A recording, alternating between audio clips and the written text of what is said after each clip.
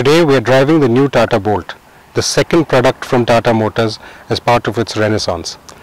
This shares the same platform as the Tata Zest, which we have reviewed recently and which has gone on to become something of a sales success for Tata Motors. The Bolt, of course, is going to be in a far more crowded segment, in the hatchback segment. So we're going to check it out. We're going to let you know what it feels like to drive.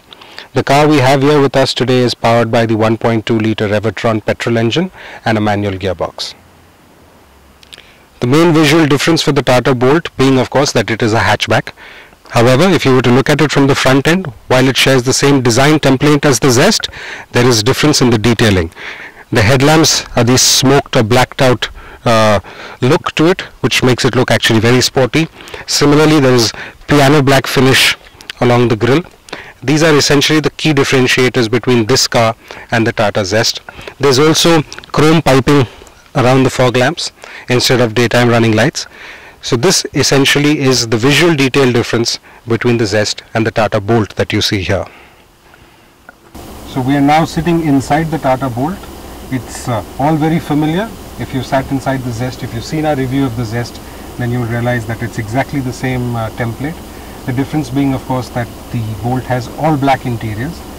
Another small change with the Revotron engine is that now we've got a little indicator there in the instrument console.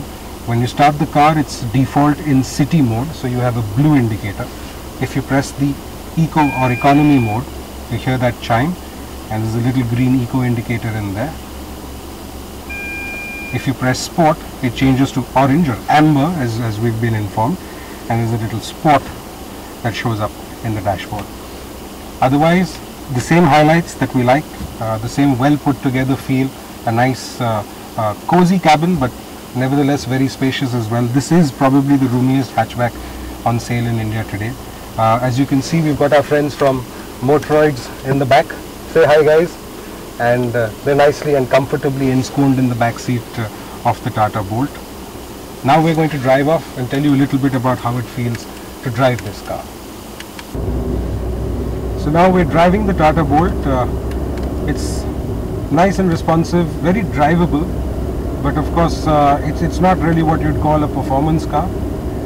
However, what is impressive is that even with 4 adults and some degree of luggage in the boot, it's pulling very smoothly, very easily. The tachometer is under 2000 RPM. We're between 75 and 80 kilometers an hour and cruising comfortably on this lovely road between Udaipur and Mount Abu.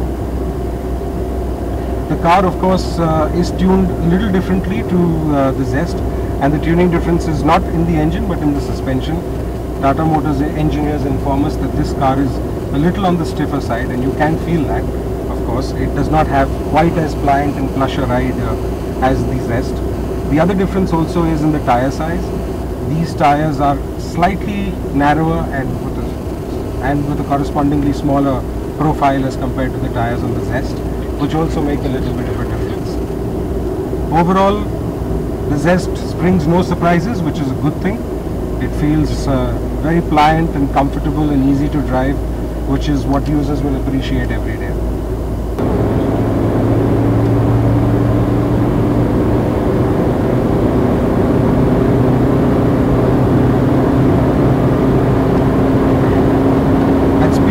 There is a degree of wind roar inside the cabin. You can also hear the engine, it's getting more vocal. But the Zest does not pull very, very strongly. It builds up steam gradually, but it's still got more than enough power to keep the momentum going, which is a good thing. It's not a car that every time you lift off the throttle, she's going to bog down and you need to downshift again. So that drivability, that trade-off has been made, but one can't really complain. The one small grouse I have with this car is that the footwell is very cramped, especially for someone with large feet like I have, and there's no space next to the clutch, there's no dead pedal, and that makes the footwell a little bit cramped, but that's something that I guess most users would get used to over a period of time.